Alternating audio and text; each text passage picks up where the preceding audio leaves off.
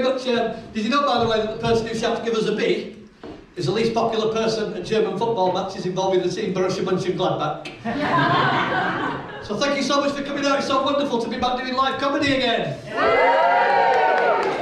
Because you might remember, if you really sort of search into your brains, just over 2 years ago there was something called a pandemic lockdown. And we were all looking at TV screens and computer screens and telephone screens for our research and our studies and all that type of thing. And it was a terrible, I absolutely hated it. It was better than nothing but only just. But now that we're back doing live comedy again, it's absolutely fabulous because I can see you all from the waist down. Bit of a mixed blessing, to be honest. I can come amongst you. I can even walk behind you. I can even touch you. I'm not going to. Might have got rid of the social distancing, but restraining orders are still very much in place. Sorry, you were terrified then. Sorry about that. So it's brilliant to be back doing live comedy, and in particular, it's brilliant to be back doing live comedy in front of such a beautiful audience. Because I remember when we were doing all that sort of lockdown, it was really depressing and demoralising doing stand-up comedy online. Because you're doing all your best jokes and nobody's laughing because everybody's on mute. What was even more demoralising was when you realised nobody was laughing and everybody unmuted about 25 minutes ago. But it reminded me a bit when I did a big corporate conference for people who were either deaf or hearing impaired. And because of that, I had a guy doing sign language at the side of the stage. Not quite sure what this sign language is. I think I'm doing the Birdie song. But I had absolutely brilliant gig, I absolutely smashed it. But I was so pissed off afterwards when I found out that he'd been doing his own material. It's fabulous to be here in the King's Arms pub, or is it the King's Arms Church? I can never quite figure out the religious iconography there. Church of the Flamboyant Flamingo. But it's absolutely wonderful. Oh, he's even come on. Thank you, Alex. Big round of applause for Alex, our technician. As I said, it's brilliant to be in front of such a live audience, such a beautiful live audience, and I feel a little bit like I'm doing that live at the Apollo. Because not only are you all so beautiful, but there's also lots of celebrities in the audience. I can see over there we've got the cast of Derry Girls. Over here we've got the cast of Mrs. Brown's Boys, but you're all absolutely welcome. Because they do say that the most beautiful audiences in the world are always to be found in Manchester. Only problem is we're technically in Salford, aren't we? You're never quite sure with the King's Arms, because Chapel Street is right on the cusp. You've got Salford Central train station over here, which is closed for refurb for about the next 37 years. And up that way you've got the AO2 Manchester Arena, so it's hard to be sure. So I didn't want to get it wrong, so I consulted some local history specialists, and apparently, if I stand here, I'm in Salford. If I stand here, I'm now in Manchester. So if it's all the same to you, I think I'll stay here because I feel a little bit safer. But don't worry, I'm not going to diss Salford. I'm a proud Salfordian. I am from the city of Salford. I'll also give it its full title, Little Salford on the Heroin. I'm such a proud Salfordian, I've even bought a property there recently. I went to the estate agent, or as we call it in Salford, the pound shop. And the estate agent was great. She showed me around one particular property. She said, this is the gas cooker, that's the washing machine, that's the fridge freezer. Now would you like to take a look inside the house? So it's such a beautiful audience, and it's wonderful to be here in either Manchester stroke Salford. And in particular, it's wonderful to be doing one of my favourite gigs, genuinely one of my favourite gigs on the comedy calendar, Bright Club. Give us a cheer if you've been to Bright Club before. Oh, quite a few of you, right? What's the first rule of Bright Club? Don't crow by any cliche phrases from 1980s Brad Pitt films. I nearly said Johnny Depp there, sorry, I got my film all right. But so is anybody who's a first-time Bright Club virgin tonight? Welcome everybody, we're so proud to have you here supporting us tonight, and it does mean I probably just need to explain a little bit about what Bright Club's all about for you newcomers. So, Bright Club is a sort of cross between a TED Talk and a therapy session. So if anybody's come along expecting something like Roy Chubby Brown, it's possible you might be in the wrong room. Because we're going to get 6 comedians tonight, 6 comedians coming onto this stage. Some of them a few gigs before, some of them are doing the first ever gig, and you're here to see it. So you're not going to get any jokes, Roy Chubby Brown, Bernard Manning type jokes like, my mother-in-law is so fat. Or if you do, they'll probably go on to explain the role of the pituitary gland in the slow metabolism. It's that kind of night. If anybody uses the F word, it'll probably be Fermat's last theorem. I've no idea what that means. I'm actually an English teacher at a further education college. You're allowed to do that if you want. But we're expecting an Ofsted any time now, so I've been told I have to put some mathematics, embed some mathematics into the English curriculum. So that's what Bright Club's all about. And not only have you come to a night of brilliant comedy where everybody's going to come on, they're going to do the stuff, but I bet a lot of you have come along to support your friends tonight, haven't you? So my classic show of hands, like in the classroom, hands up if you're here to support your friends tonight. And hands up if you come because you heard I was comparing on my agency. That's absolutely fabulous. I've been doing this for 25 years, I know when people are taking the piss. So some people put their hand up really robustly. Yes, I'm here to support my best mate. Some people are sitting on your hands because you don't want to draw attention to yourself, I do get that.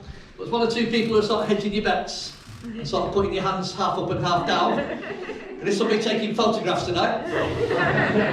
So you need to be a little bit careful because it is possible to misconstrue this. If it was a Roy Chubby Brown concert, you'd be absolutely fine, but not in Bright Club and definitely not on my watch. So the next thing is, if you're here to support your mates, hands up again who's here to support your mates. Right, lovely lady, who are you to support? Luke Chaplin. You're here to support Luke, yeah? So what's your name, lady? My name's Revere. Right, Revere. First question, are you going to be really quiet and support, not quiet, are you going to be really supportive and encouraging when Luke's on stage? Of course. Next question, are you going to be supportive for all the other acts as well? That was the wrong answer. Not talking to you anymore. Anybody else who's here to support your friends? Who are you supporting? Rick. You're supporting Rick, and what's your name? Steve. Steve? You're going to be very encouraging and supportive to the other acts? Of course. That's the correct answer. Did you hear that? Are the acoustics okay in here? You caught that right. Because it's not one of these nights like the Frog and Bucket on a Friday night where all the stags and hens are all getting drunk and throwing all the abuse at the stage. We believe that Bright Club is putting the unity into community. If you give the acts lots of love and support, everybody, that means they're more likely to relax, they're more likely to enjoy what they're doing. If they enjoy what they're doing, they'll perform better. And that means you're going to have an absolutely much more brilliant night. Is everybody up for that? Yay! Let me just check, is everybody up for that? Because let me just warn you, if anybody does try to make it about them and get drunk and start hurling a lot of abuse towards the stage, that's what I'm here for. But let me warn you in advance, if you do that, I'm going to walk into that corner, collapse in a pathetic heap and burst into tears. And that is something that none of you want on your conscience, is it? Apart from maybe you, mate, you look like quite relishing that possibility, so fair enough. So the next thing I need to tell you, not only is it a beautiful audience in a lovely pub in either Manchester or Salford, watching one of the best comedy nights that you're ever going to see, but it's also, get this, Bright Club event number 40. As we all know, life begins at 40. Is it cheering if you're 40 or older? No way. We're all far younger than that. I don't know if life does begin at 40. I suppose people are more established in their career, maybe the kids are growing up, maybe they've got a bit of money in the bank, possibly even enough to pay the fuel bills. But let me tell you, somebody who passed 60 a couple of years ago, what with all boyish good looks, I know, but what can I tell you? You definitely start to fall apart at 60. I'm not saying that for comedic effect. I've got national health glasses, a national health hearing aid, I've got 2 inhalers, I'm on levothyroxine for my thyroid, I'm in metformin for diabetes type 2. The last time I went to my GP, they threw in something called avastatin. He said, your prescriptions are free now, you might as well have the fucking set. People on this side of the room, you probably heard me rattling when I came to the stage. I don't even take the risk of buying green bananas anymore. There used to be a thing that you knew growing up when police officers started to look younger. I got to the age now where High Court judges are starting to look younger. Went to see my GP. I said, how long do you think I've got left? He said, 10. I said, what, 10 years, 10 months? He said, 9, 8, 7. And the last thing I need to tell you, we always have a one-word theme here at Bright Club, and tonight's theme is light. As in light and heavy, light and dark, light entertainment, light bulb moments, light at the end of the tunnel. So the rest of the team said, Tony, you're comparing tonight. Go out there and give them all your best light jokes. Thank you very much and good night. I have actually got 2 jokes about light, and the first one goes like this. I used to work for a professional photographer. She sent me out to get some light readings. I came back with the complete works of Jilly Cooper. That's got a much better response than I was expecting. Because I did it at a comedy club a couple of months ago, and that joke died on its arse, and another comedian said, Tony, the worst problem with that joke, the main problem with that joke, is that a lot of people might not know who Jilly Cooper is. I said, no, that is not the main problem with that joke. The main problem with that joke is it's absolutely shite. I have got a better one, and it goes like this. How many Freudians does it take to change a light bulb? The answer's 2. One to change the bulb, and the other one to hold me willy. I mean, my mother, I mean, my ladder.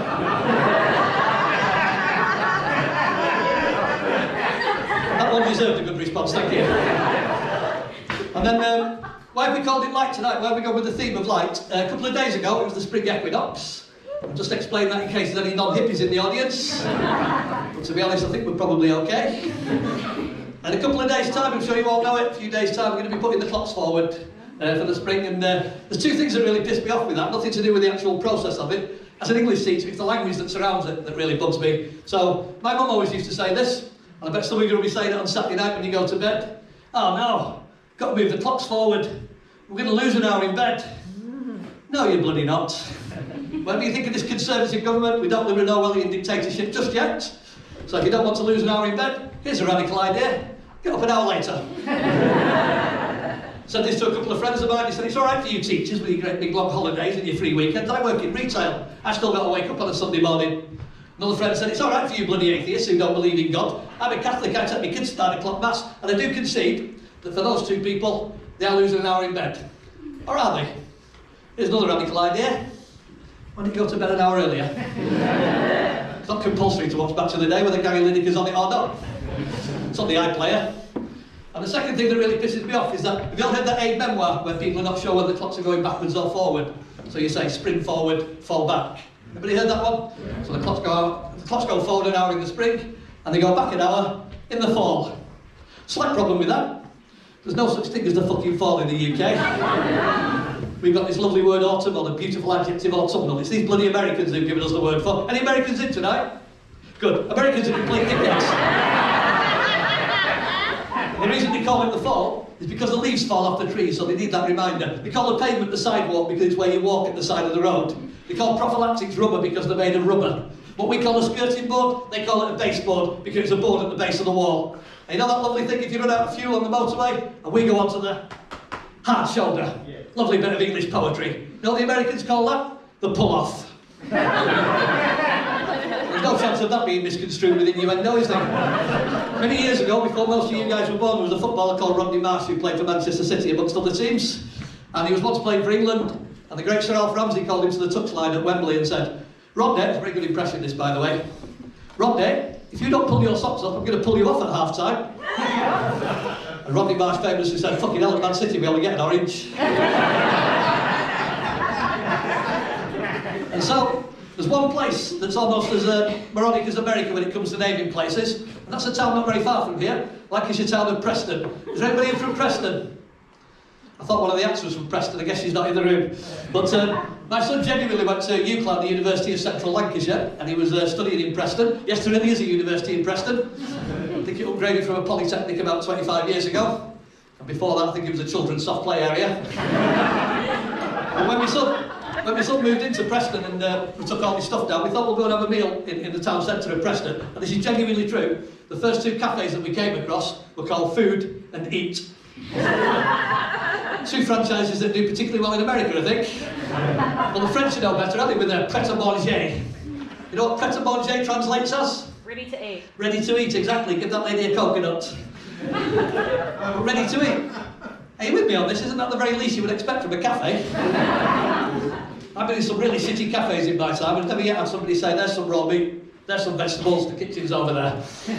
But when I look at my son's graduation pictures, he graduated in the Guildhall Theatre, the beautiful theatre in Preston. And when I look at the pictures, you can see 2 entrance doors on the Guildhall. The one on the left says box office, and one on the right says tourist information. In Preston. It's got to be the fucking easiest gig in the world, that, hasn't it? Just a bloke sitting at a desk saying Blackpool's over there, mate.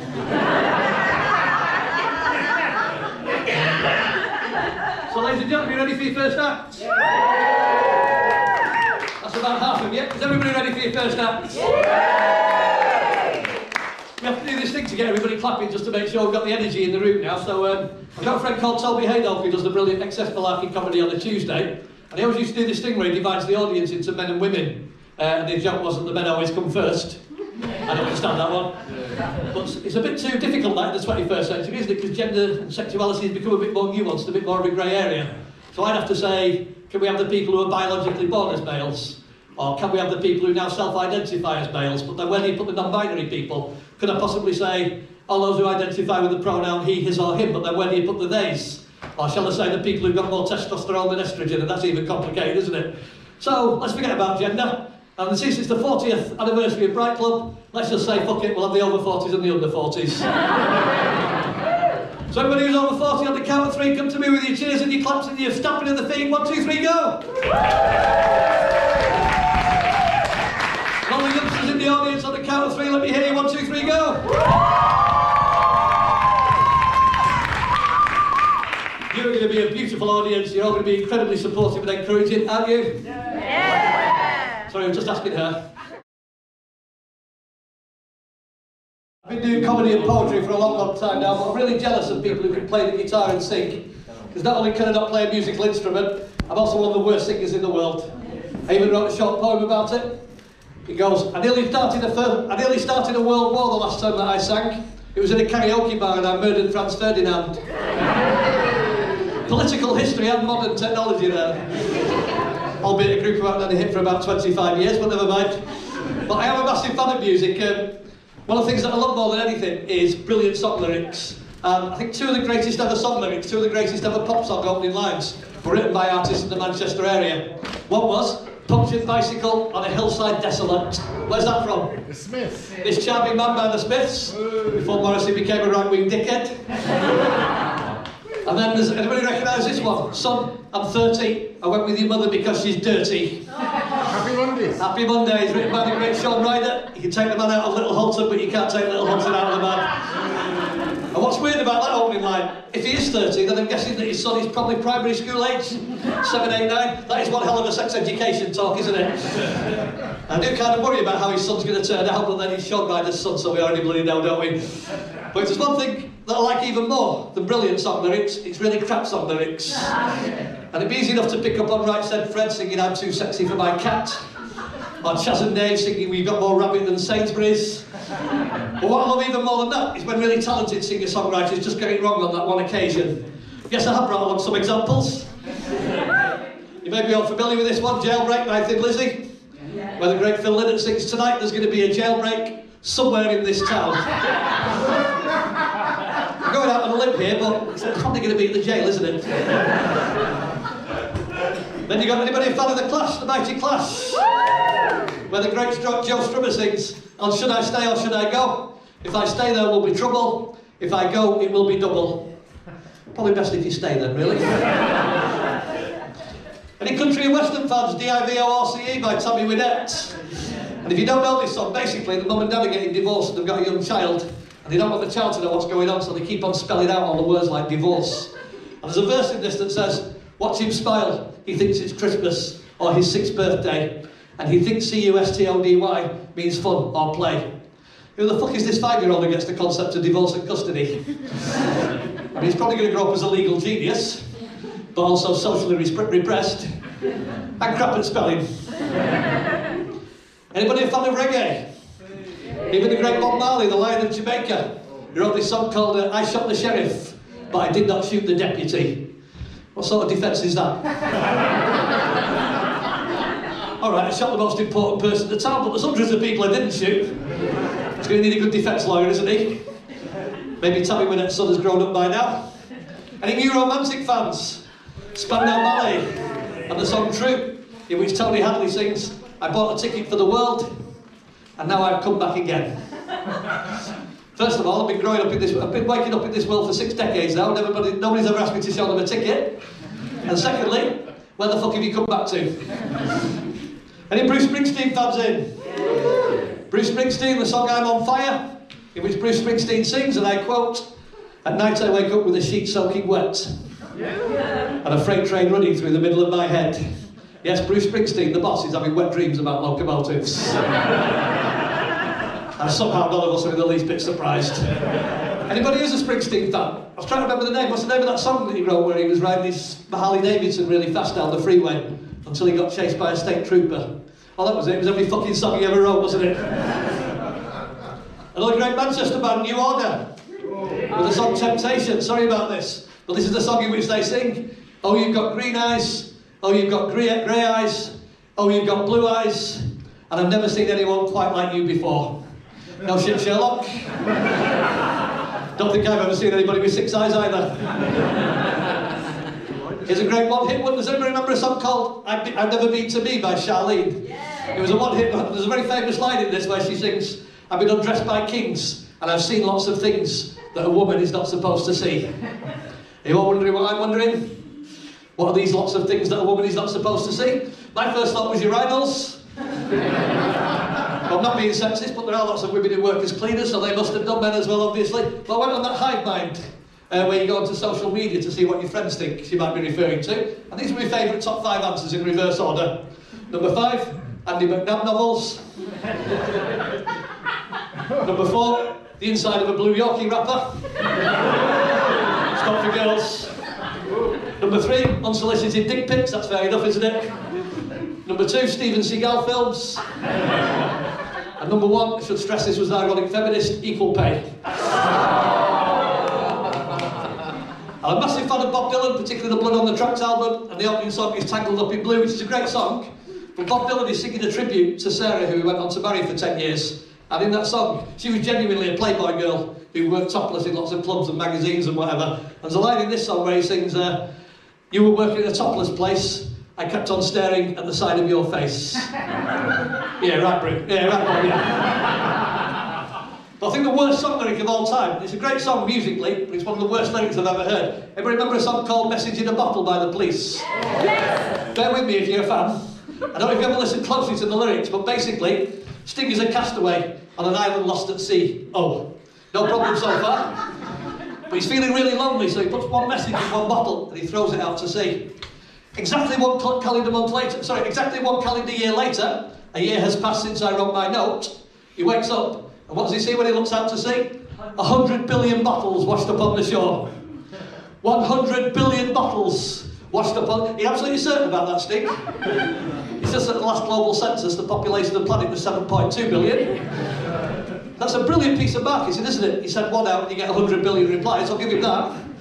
But 100 billion, I mean, I did a little bit of mathematics, and I think that means that every single person on the planet must have sent him something like 11.5 messages, including everybody who doesn't speak English, anybody who's completely illiterate, anybody who's in a coma, any multiple amputees, any newborn and preschool children, and me, and I fucking hate Sting. But that's not even the weirdest thing about it. The weirdest thing is that these 100 billion messages all arrived on the same fucking day. So he's either been incredibly unlucky with maritime spam,